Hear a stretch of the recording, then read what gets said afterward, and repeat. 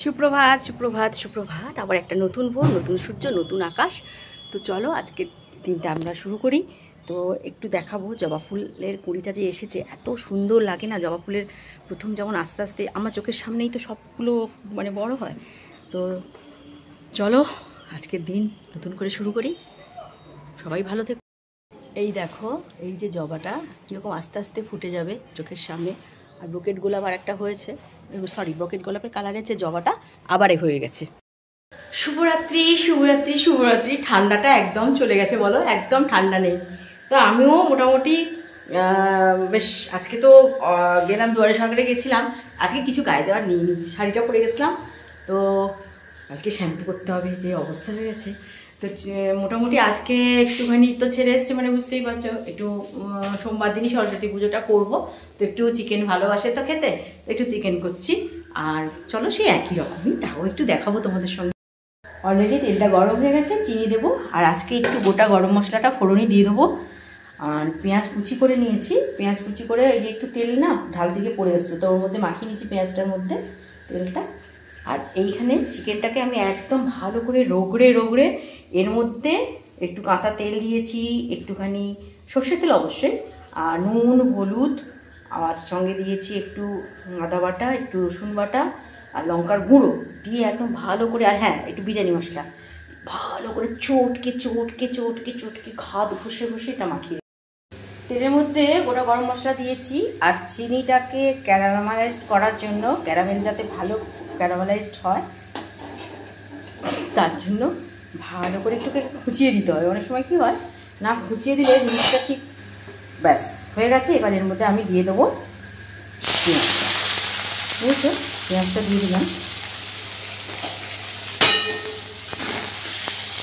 কেন এইটাই কায়দা মাংস রান্না, যখনই চিনিটা ক্যারামেলাইজড হয়ে যাবে সেই সময়টা খুব ভালোভাবে লক্ষ্য রাখতে হয়, কারণ না হলে কিন্তু চিনিটা পুড়ে গেলে পুরো মাংসটাই ঘেঁটে যাবে, তখন আর খেতে তোমার ভালোও লাগবে না, পুরো ঘাঁটা হয়ে যাবে মাংসটা।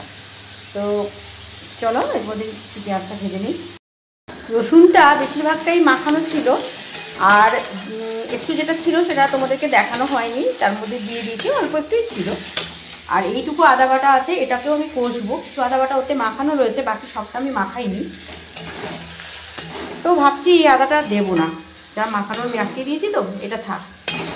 ওর মধ্যে আদা ঢুকে গেছে, বেশি আদা দিলে মাংস ভালো হয় না, মাংসে সেই আদা আদা গন্ধ হলে না এত বাজে লাগে কি বলবো। তো এদিকে আরও জল গরম বসিয়ে নিয়েছি, কারণ মাঝে মাঝে জলটা দিয়ে দিয়ে তো এটাকে আমি কষি। তো জলটা গরম বসালাম। আর তার আগে দেখতে নিই আলুগুলো, আর নতুন আলু একটু ভাপিয়ে নিলাম। পরপর চলো করি। দেখো মাংসর মধ্যে তো আমি সব মশলাগুলো সব মাখিয়ে দিচ্ছি, হলুদ হলুদ সব। তো এইরকমভাবে যখন তুমি করবে, তারপরে যখন তুমি পেঁয়াজটা কষার সময় যে জিনিসগুলো দেবে, দেখো এই হলুদ বলো, লঙ্কা বলো, নুন বলো, এইগুলো যখন তুমি অ্যাড করবে, সেটা তোমার চিন্তা করতে হবে আলুর পরিমাণ। আলুর পরিমাণে তোমাকে এক্সট্রা নুন, এক্সট্রা হলুদ এবং এক্সট্রা লঙ্কার গুঁড়ো। লঙ্কার গুঁড়োটা ওটা তা না, লঙ্কার গুঁড়োটা যে যেমন লঙ্কা খাই, আমরা একটু ঝাল খাই বলে আমরা একটু লঙ্কাটা বেশি দিই। তো এটা যখন আমরা ব্যবহার করব, তখন কিন্তু অলরেডি আমাদেরকে মনে রাখতে হবে যে আমাদেরকে যখন আমি মশলাটা ভালো করে কষবো, তখন কিন্তু যেন মশলা পুড়ে না যায় আর মশলা না বসে যায়। আর এক্সট্রা মশলা যেগুলো অ্যাড করবো, সেগুলো আমাকে আলুর পরিমাণ মতন আমাকে এটাকে অ্যাড করে নিতে হয়। এটাই হচ্ছে রান্নার মানে মূল থিম। এইভাবে মাখানো মশলা যখন তুমি বানাবে, মাংস করতে যাবে, সবসময় তোমাকে মনে রাখতে হবে যে যেন মাংসের মধ্যে জলটা না থাকে। ভালো করে কিন্তু জলটা ছেঁকে নিতে হবে, জল ছেঁকে তারপরে অন্য মশলাগুলো মাখাতে হবে, না হলে কিন্তু জল থেকে গেলে কিন্তু তোমার মাংস সেই স্বাদ আসবে। তো দেখো অলরেডি আমার মশলাটা দেখো কীরকমভাবে কষা হয়ে গেছে, সুন্দর করে একদম একদম মানে একদম আর তাকিয়ে তাকিয়ে নেই, সুন্দর করে বসে বসে গেছে। তো এর মধ্যে এবারে আমি কি করব বলো তো, জাস্ট মাংসগুলো এর মধ্যে অ্যাড করব। মাংসগুলো অ্যাড করে দেবো, কারণ মাংস অ্যাড না করলে মশলাটার মধ্যে থেকে বসে যাচ্ছে। তো তো এক্সট্রা জল আমি দেবো না, কী করছি দেখাচ্ছি তোমাদের। মশলাটা দেখো অ্যাড করার, মশলা মাংসগুলো দিয়ে দিলাম।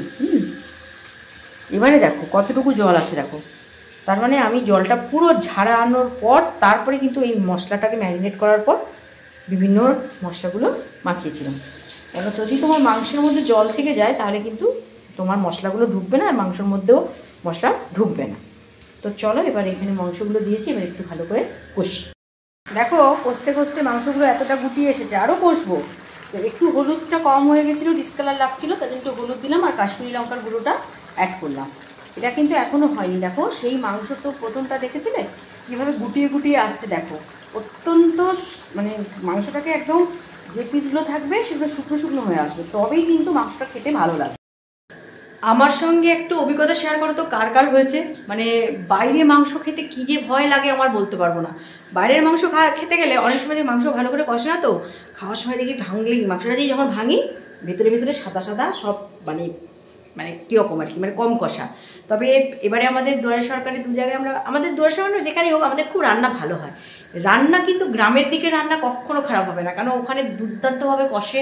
অ্যাকচুয়ালি অথেন্টিক রান্নাটা গ্রামের মাংসতেই হয়, কাঠের উনুনের রান্না এটা আলাদা ব্যাপার।